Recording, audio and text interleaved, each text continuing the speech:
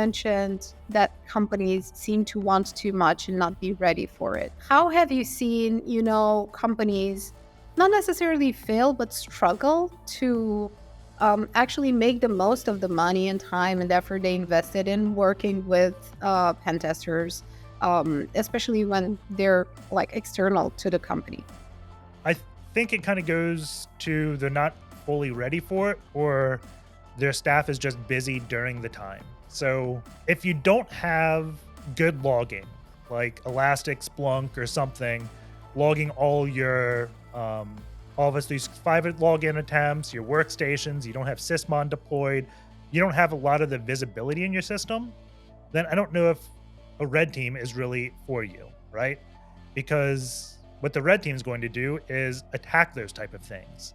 And if you don't have the visibility to begin with, of course, you're not going to see someone accessing a file, right? So the other thing is if you have all those things in place, but don't have people watching over them during the test, then you're also not really getting the most out of it. And if you just, during that test, you say, this person's going, I'm going to take them off of this task and put them here, and we only watch it when we're getting attacked, that's also not going to help you, right? So there has to be a lot in place, I think, before you do the assessment